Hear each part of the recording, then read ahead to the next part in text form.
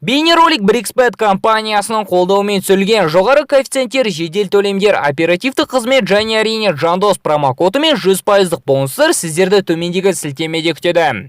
Біз сіздерге тек сәттілік тілейміз. BRICS-Bet сілтемесі төменде.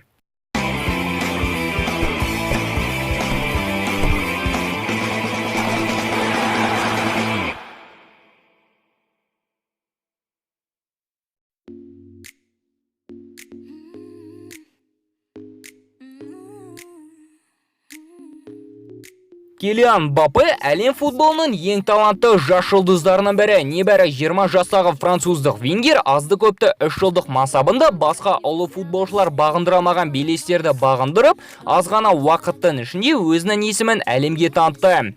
Бүгін футбол әлемі француздық футбол ханзадасы жайлы тобылын белгісіз фактілер топтамасын ұсынбақ. Арнамызға жазылып, қоңырау түймешесін басуды ұмытпаңыздар. Ал біз бастаймыз.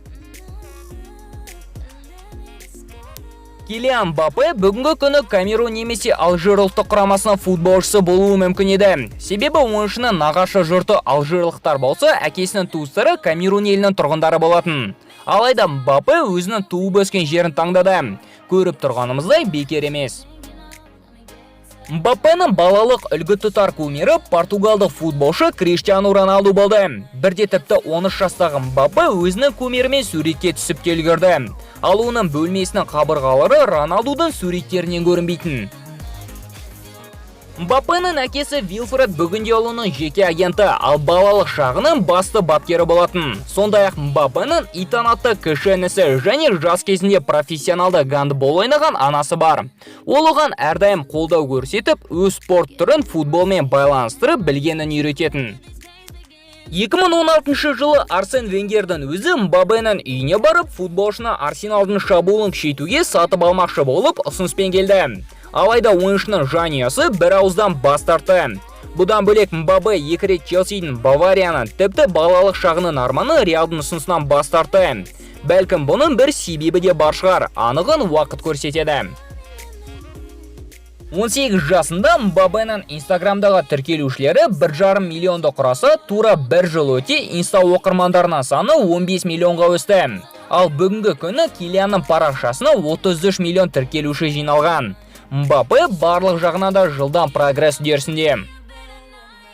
Мбаппе үлкен теннисті өте қатты жақсы көреді. Тіпті бұл спорт түрінде белгілі жетістіктерге жетіп, өте керемет нәтижелер көрсететін.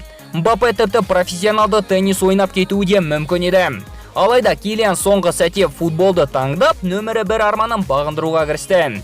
Шешімнің дұрыстығына сіз бен біз куәгерміз. Небәрі 20 жасында Мбаппе өте көп қаражатты қайырымдылыққа жұмсады. Жыл сайын алатын 18 миллионды Мбаппе тек өзіне ғана жаратпай науқас балалардың емделуіне бөледі. Мбаппе көптеген футбол жұлдыздары сияқты өзінің атағын жоғары қойып, тәкаппарлық пен мақтаншақтықтан сақ, ал түнгі клубтардан мүлдем аулақ жүреді. Өзінің қарапайымдылығынан Мбаппе тіпті Монакодағы командаластарымен чемпиондықты тойламай, ертеңінде мектепке кешікпесі үшін ұйқысын қандыруға кетіп қалды. Осындай үлгі тұтар қасиетін уақыт өзгертпесе болды. Мбаппе мен Буфон өткен жылы бір клубтан намысын қорғап командаластар болып үлгерді. Бірде Буфон Килиан жайлы Мбаппе 98 жылы дүниеге келді. Мен дәл сол жылы әлем чемпионатында ойнап үлгердім. Килиан небәрі 20 жасында мүмкін емес белестерді бағындырды. Сөзсіз ол болашақ футбол аңызы, деді итальяндық қақпашы. 2017 жылы Мбаппе мен Джиджи Буфон тіпті қарсыластар ретінде алаңда кездесіп, Килиан Буфонға сол жылғы айналымдағы 6-шы голын соғып, ал Буфонның жартылай финалға дейін жеткен құрғақ сериясын тоқтатты.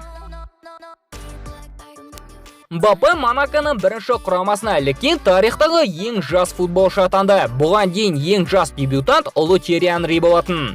Тьерри Монаконың жейдесін 21 жасында кесе, Мбаппе небәрі 16 жасында Монаконың негізгі құрам футболшысы атанды.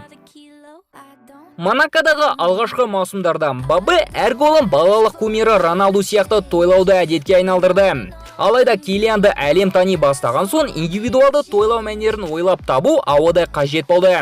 Бірде Мбаппенің кіші інісі Итан екеуі PlayStation ойнап жатқанда бауыры ағасына соққан голын дәл осылай тойлап өтті.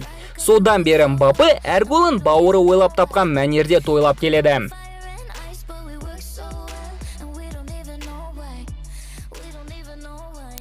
Ал сіздердің пікірлеріңіз бойынша Мбаппе болашақта Роналду мен Месси сияқты ұлы футболшы атанып, алтын доп жүлдесін бағындыра ала ма? Жауаптарыңыз комментарийге.